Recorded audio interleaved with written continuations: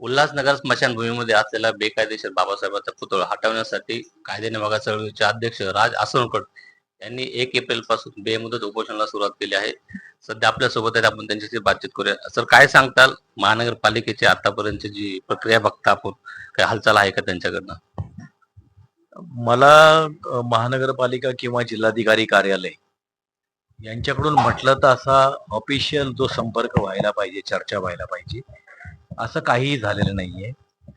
हनुमंत खरात नावाचे एक अभियंता आहेत. ते एक पत्र घेऊन आले होते, परंतु त्या पत्राला काही अर्थ नव्हता. ते फक्त एक तोंडाला पानं पुसण्याचा प्रकार होता. गेले 8 महिने आपण हा सगळा पत्र व्यवहार करतोय.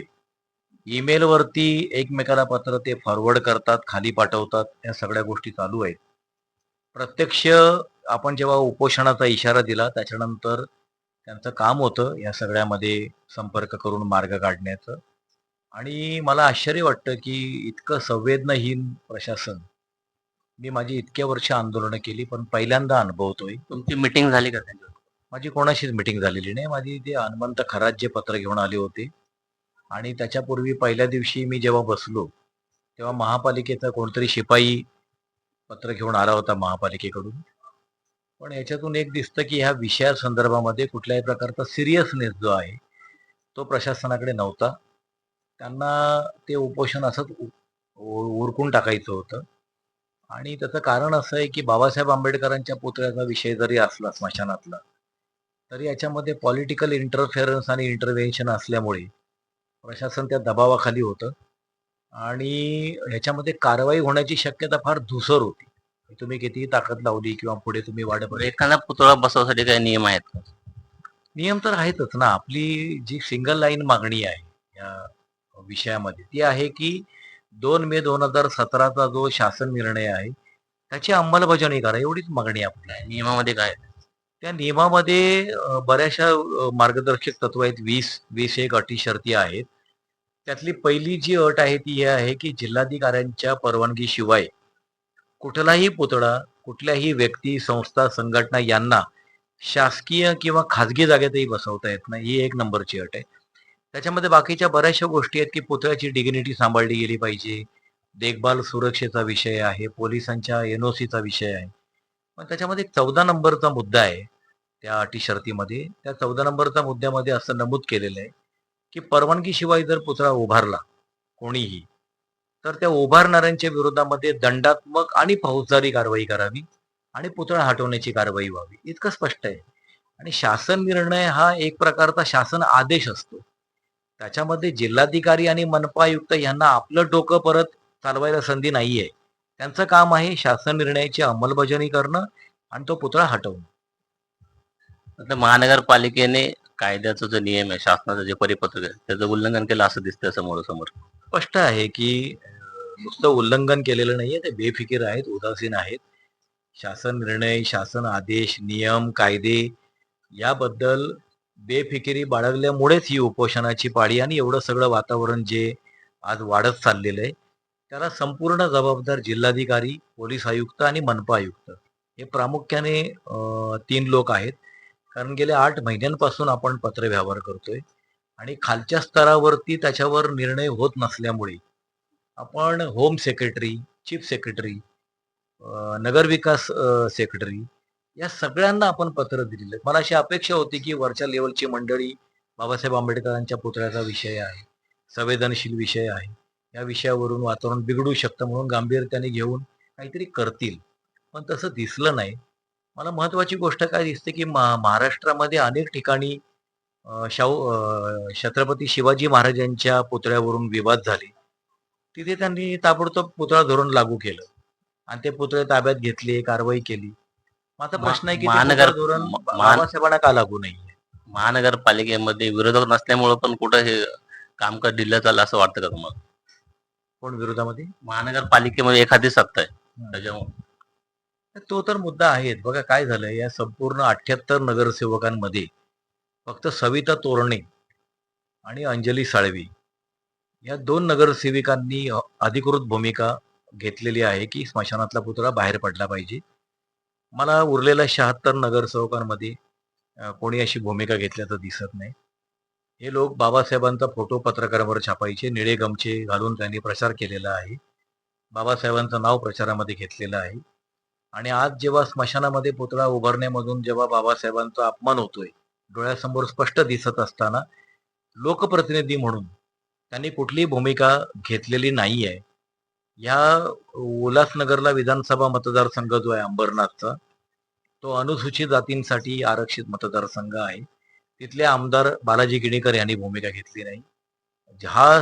हे स्मशान जे आहे ते ज्या मतदारसंघात आहे, तिथे भाजपाचे आमदार आहेत कुमार आयलानी, त्यांनी कुठलीही भूमिका घेतलेली नाही.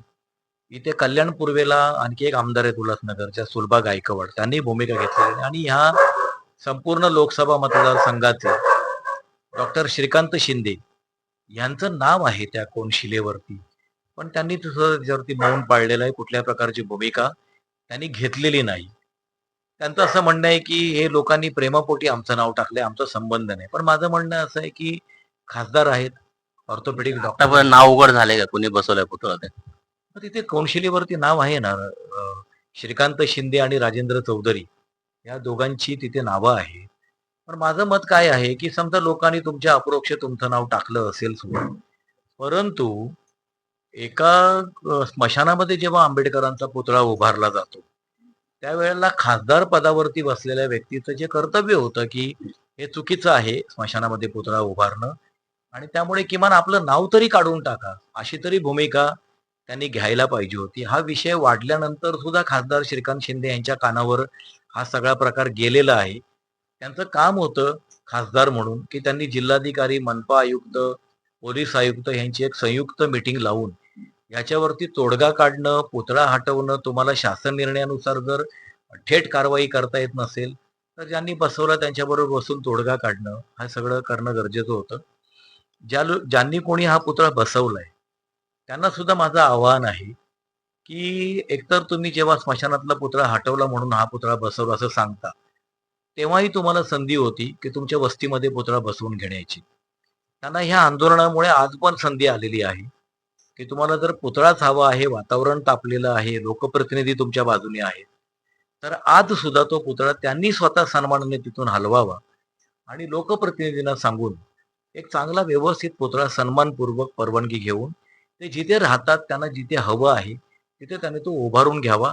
याच्यातून हा वादही मिटेल, त्या लोकांची जी इच्छा आहे की बाबासाहेबांचा पुतळा आपल्याकडे असावा ती सुद्धा पूर्ण होईल आणि बाबासाहेब आंबेडकरांचा योग्य तो सन्मान याच्यातून राखला जाईल.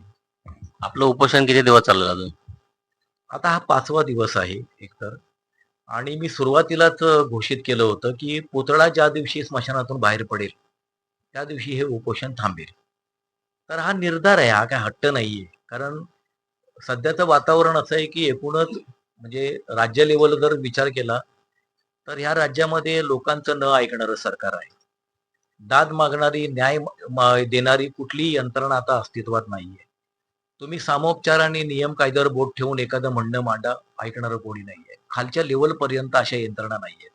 8 महिने पत्रव्यवहार केल्यानंतर सुद्धा जर दाद लोक देत नसतील, तर उपोषणाची पाळी आपल्यावर आल्यानंतर उपोषणाच्या दरम्यान एखादं फुटकळ पत्र घेऊन माझ्याकडे लोक येतील आणि मी ते मान्य करून त्याच्यातून बाहेर पडेल. तर एक तर माझं इतकं 30वं माझं उपोषण आहे आतापर्यंतचं, आणि मला प्रशासनाचा खूप चांगला अनुभव आहे की तोंडाला पानं कशी पुसली जातात. त्यामुळे मी निर्धार केला की हा पुतळा बाहेर जाईपर्यंत अजिबात उपोषण सोडायचं नाही, आणि मी डिक्लेअर केलेलं आहे की एकतर पुतळा स्मशानाच्या बाहेर असेल किंवा मी स्मशानामध्ये असेल. बरं, उपोषण घरातूनच का सुरू केलं तुम्ही? त्याचं कारण असं आहे की एकतर उल्हासनगर महापालिका कुठल्याही प्रकारच्या मंडपाला, स्टेजला परवानगी देत नाही. मी कायद्याने बघा लोक चळवळ चालवतो, त्यामुळे मला इलिगल मंडप कुठेही बांधता येत नाही. जमिनीवर बसून हे उपोषण करावं लागलं असतं. मी कंत्राटी कामगारांच्या प्रश्नावर जमिनीवर बसून सुद्धा उपोषण 4-4 दिवस केलेलं आहे. परंतु हा विषय सेन्सिटिव्ह होता आणि अलीकडचं घाणेरडं राजकारण बघता तुमच्या अंगावरती कोणालाही 4 आणि 8 देऊन अंगावर सोडणं हे सहज शक्य होतं. त्याच्यातून कुठल्याही प्रकारचे ताणतणाव होऊ नयेत, शहराच्या कुठल्या तरी खुल्या जागेवर बसून वातावरण तापू नये, ते बिघडू नये. कारण बाबासाहेब आंबेडकरांचा सारखा एक सेन्सिटिव्ह हा विषय आहे. मी जे गेले 5 दिवस बघतोय की लोकांचा एक ओढा आहे, सगळा रीग लागलेली आहे. आणि उल्हासनगरच नाही, 1 ते 5 कॅम्प नाही, तर डोंबिवली वगैरे पासून सत्यभामा, सौंदर्मल, बीड वरून आल्या प्राध्यापक प्रेम आचार्य अलिबाग वरून आलेले आहे. हे सगळं जे मी सतत बघतोय, त्याच्यातून जर मी खुल्या सार्वजनिक जागेवर जर उपोषण केलं असतं, तर तिथे ताणतणावाची परिस्थिती निर्माण होऊ शकली असती. आपला तो उद्देश नाहीये.